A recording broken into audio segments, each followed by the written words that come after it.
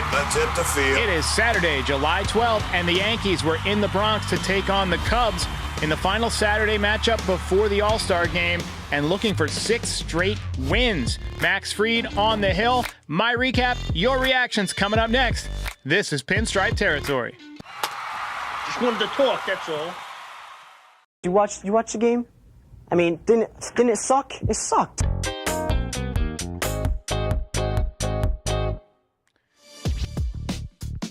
All right, well, let's get this one out of the way. The streak was going to be snapped at some point. They weren't going to win the next, 60 games in a row. I was hoping they would win out through the All-Star break, but no such luck. Last night's game was awesome. Last night's game was a tremendous, fun baseball game. 3 home runs, blowout win, great pitching. Tonight, or this afternoon, I should say, just not as much fun. Yankees only got 6 hits, 3 of them by Aaron Judge, 1 by Bellinger to extend his hitting streak, 1 by Jazz Chisholm that was like an infield squib, and then a base hit from Volpe, who raised his average all the way up to 216. All right. Max Fried had to leave the game with a blister. He kept looking at his hand. You could tell that something was wrong. Don't think that that's a small deal, right? Ask David Cohn about that. Ask Al Leiter about blisters. He dealt with them for years. It can be a real problem, but it's happening at a good time because you got the All-Star break coming up. He's not going to pitch in the All-Star game. He's not going to throw for the next 5 days, and maybe they can configure it after the All-Star break in such a way that he doesn't have to start right away and he'll get a little bit of extra rest. But either way, it's been a successful homestand. You'd like to win tomorrow and take the series, but to expect back-to-back sweeps against the Mariners and Cubs, 2 pretty good ball clubs, I think it's a tad bit unrealistic given the state of the roster, especially. Let's go ahead and get to the recap. Let's go. Let's get it going. So yeah, Cubs jumped out to an early lead in the first inning. You could tell that Max Fried was kind of laboring. At first, we didn't realize what was wrong, but it became more apparent as the day went along. 3 more in the third inning. Yankees should have gotten out of that inning with a double play, but Jazz Chisholm airmailed first base, almost decapitated a cameraman. That allowed a run to score. Fried left the game after just 9 outs. They said left index finger blister. And that just comes from the repeated rubbing of the baseball, and it seems against the same spot, right? If he just rests it, it should be okay. It should heal up. But what you don't want is that becoming a lingering problem. A.J. Burnett had problems with blisters. It can be a real problem for pitchers. And as you saw today, it's difficult to pitch with a blister on your hand. But what the Yankees should do is move him to the number 5 spot coming out of the break, just to give him, not performance-based, obviously, just to give him a little bit of extra time to rest, because that would mean he wouldn't pitch until Tuesday, the 22nd of July in Toronto. So he would have 8 days off to rest, more than a full trip through the rotation. So essentially an extra 3 days. And I would tell him not to pick up a ball, don't throw a bullpen. If you need to get loose or whatever, maybe put a Band-Aid or something over the blister and throw the heavy ball, right? I thought that Ian Hamilton threw the ball well today in relief of Max Fried, so that was a positive. We had a nice running catch by Grisham, but he did not seem to be moving well. I was surprised that we didn't have Dominguez in there today, but, a couple of hits last night. What do you expect him to play every day? Whatever. Boone. Loaizaga served up another meatball.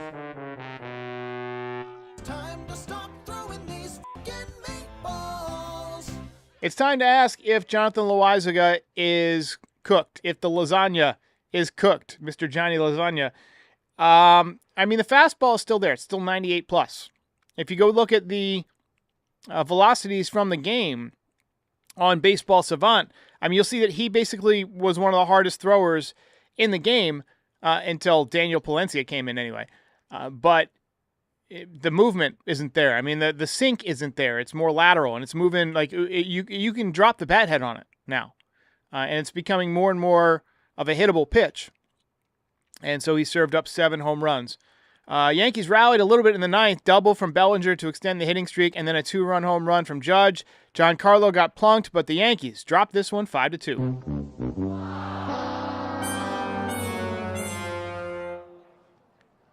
All right. I see the chat is getting feisty with each other. Guys, Yankees lost. It's not great, but let's just not take it personally. You know, it happens. We got some calls, but first let me go ahead and get to the pitcher spotlight, talk about Max Fried. I mean, just off of his game today, it was obvious, and he actually he kept looking at his hand like throughout the game. So it was clearly a problem throughout the entire day. Everybody's entitled to an off day once in a while. You know, it happens to everybody. It happens less to the good pitchers. That's what makes them the better pitchers in the league. But, you know, just did not have it today. Peraza didn't help him out over on the third base side. Look, if you're going to be in there for your defense, you got to make all the plays. I'm talking all the plays. He made a bad throw to pull Jazz off of second base, and then Jazz tried to overcompensate and overthrow the ball, and he almost decapitated a cameraman. And to be fair, Jazz has got to know not to throw there, right? I mean, it's partially Peraza's fault for giving him a bad feed, but also Jazz got to just hold on to the baseball there. So, look, you just hope that Fried is okay and that he's not going to miss too much time. Blisters can be a pain in the ass, though, like I said. But let's look ahead to the second half. We got some voicemails here that I'll play in just a second, but just wanted to talk about some storylines that I'm going to be following personally on this channel. Obviously, after the All-Star game, almost immediately we get trade deadline stuff. I do expect multiple moves to be made. They won't all be big names, but I think the Yankees will try and bring in some bullpen pieces. I don't think they're going to try and bring in major superstars. I think they're going to approach the deadline the same way they approached the offseason, which was let's get a lot of little pieces and try and put them together, a lot of good baseball. The area I expect Cashman to work the most on is the bullpen, right? I mean, I really do believe that they think that Luis Gil coming back is the equivalent of trading for a frontline starter, and it may very well be. I mean, the guy was the rookie of the year, throws 100 miles an hour, began the season 10-1 last year. I mean, we've seen it. If he can come out of the gate like that, yeah, it will be like picking up a front-end starter. So that's a storyline I'm looking forward to. Cam Schlittler, I believe, is going to be a very interesting pitcher in the second half. He had a great season at AAA, lit up the radar gun in his first start. Doesn't seem like somebody who's going to be afraid or going to be intimidated. He's going to challenge hitters. So the rotation, I think, if those guys stay healthy, might end up being okay, right? And that's fingers crossed on Max Fried. Rodon pitched great last night. But the bullpen has some holes, right? The bullpen has some issues, especially Jonathan Loaisiga now. They got to fix that. They got to get him in the pitching lab. I think it might just be an adjustment. I think it might be one of those things where we look up in August and he's had 13 straight scoreless outings, and you're like, oh, man, remember when he was giving up home runs every appearance earlier this year? He's really turning that around. I feel like that's going to be the case with Loaisiga because the velocity's there. It's just getting the movement back. That's something you can hopefully fix in the pitching lab. That's why you pay Matt Blake what you pay Matt Blake. I'm interested to see the Spencer Jones situation and how that works out.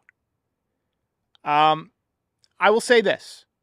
If they don't trade him, I will be a little bit more bullish on him than I would be if they do deal him, because that would be an indicator that the Yankees believe his recent uptick is real. He's had my curiosity since he changed his stance and then got hot, and that earned his promotion. And now that he's killing the baseball at AAA, he had another home run yesterday, sitting like over 400 at AAA, he no longer has my curiosity. He's got my attention. So let's see how it shakes out. That's going to be something I follow closely over the next few weeks leading up to the trade deadline. I'm sure other teams are looking at him too, trying to figure out, is this for real? If he really is a left-handed Aaron Judge, you don't want to deal him. But if it's just a hot streak, maybe you sell high. So that's something that the Yankees and their scouts and their development people, there's going to be daily reports going to Brian Cashman's office. I'm sure of it. I'm excited to watch the continued development of Jason Dominguez if he gets to play. In the first half, he gave us steady improvements. He gave us a 3-homer game, the youngest Yankee ever to do it, hit home runs from both sides of the plate in that game. He gave us the Yankees' first walk-off home run since 2022. And we saw him improve defensively. And he's done some exciting things on the bases. Not going to win Rookie of the Year probably because of that kid from the A's, the shortstop, Wilson, I think his name is. But might finish top 3 and put a good first solid year under his belt as a 22-year-old, and that could be the foundation of a really good career. Judge going to make a run at his own home run record if Cal Raleigh doesn't get there first. I mean, Raleigh's having like a Roger Maris type year. He's got 38 home runs, but will he be able to keep it up as a catcher? You know, there's demands that come with that position. In August, late August, I mean, he's going to be tired. September, he's going to be beat up. One foul tip can slow you down. But he's figured something out, and he is crushing the baseball, 38 home runs. I'm excited to see Giancarlo Stanton eventually get another postseason run.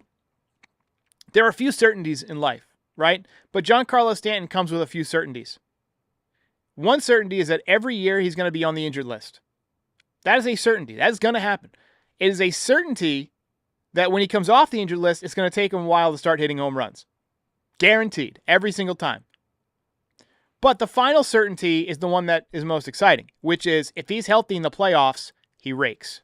He rakes every time. He's dangerous, and he's clutch. So I'm excited to see that. I'm excited to see what Aaron Judge does in the playoffs this year. I want to see him erase those demons the way A-Rod did in 2009. Swinging the bat well today. The birthday boy, Austin Wells, I'm excited to see what kind of numbers he finishes up with if he can get hot over the summer. Could have 27, 28 home runs this year. Bellinger, I think, is going to be much better in the second half than he was at the first half, provided he stays healthy. I'm interested to see what Goldschmidt does after his hot start. He cooled off. Now he's heating back up. What can Ben Rice do in the second half? What kind of numbers can he put up as he tries out for the Yankees' first base spot beginning next year? So that's kind of what I'm looking forward to. One storyline that's not as exciting is Anthony Volpe. Will he pick it back up, or will he continue to spiral downwards and ultimately play himself out of shortstop, maybe even out of the organization? So those are the things I'm looking at after the All-Star break. All right, let's get to some calls here. Let's call about Dominguez.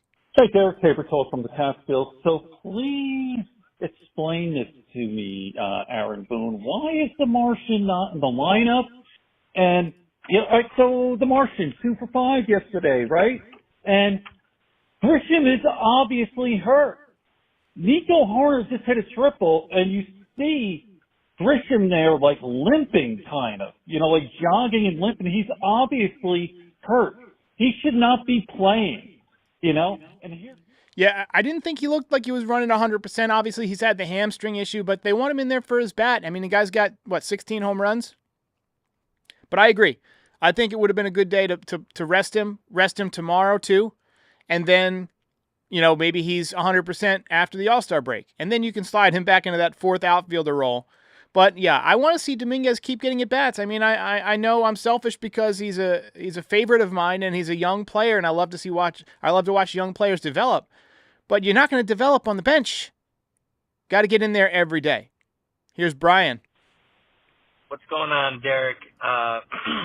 Just wanted to say this. I probably shouldn't be complaining because the Yankees have made a really good push after dropping 6 in a row there, winning 5 straight. But it blows my mind. Why is Grisham in the lineup? I love Trent Grisham. I think he's been a good part of this team this year, but he's obviously injured. He's not getting to balls that are hitting the outfield that should be caught. I think Horner's ball in the first inning, I think that was the pop fly to center field maybe that should have been caught. He should have. Yeah, so I agree with Brian. He makes more of the same points as the previous caller. Grisham, obviously not at 100%, should not have been in the lineup today at all. Now, he did hit the ball hard that last at bat, but he went 0 for 4. OPS on the season, though, 817. So, I mean, maybe he's got some trade value, right? Maybe he's got some trade value. Dave here on Johnny Lasagna. Hey, Derek, this is Dave from North Georgia. Just sitting here trying to watch the rest of this Yankee game. I see La Meatball served up another one. This guy's brutal. I don't know what happened to him. But my big issue is with the infield once again. I don't know what the Yankees see in this third baseman, Peraza. I know they've been trying to push him as if he's some kind of decent prospect for several years. I know they held him back from trades. They could have brought us some good veteran players in the past. I think the experiment is over. This guy's got to go back to the minors or be traded, or I don't know. I don't care what. He cost us 2 runs today in the infield. He can't hit at all. And I think the experiment's over. Have a good day. Bye-bye. Well, the Yankees are definitely shopping for a third baseman. And at best, he is a utility infielder. He's not a full-time hitter, obviously. He doesn't hit the ball hard. He doesn't hit the ball often. He doesn't walk. Only thing he does offensively well is get the bat around quickly. He's got good bat speed. Now, defensively, you look at his fielding run value, independent of what he's done today. He played pretty well defensively this year. The range, the arm, he's very fast, so he's an athlete, just can't hit. I mean, it's a shame. It's a story. Baseball history is littered with these guys. And he was our number 1 prospect at one point. But I think as soon as the Yankees get a third baseman, I think there's a chance you could see Oswald Peraza either DFA'd or as part of a deal, right? Hank Clemens says, oh, how we miss Oswaldo on third base. Oswaldo was having a nice year, too. He really was. I'm going to pull up his numbers, too, because he was, I mean, they weren't crazy good. He had a 630 OPS, but he was showing some improvement. I feel like he had some big hits.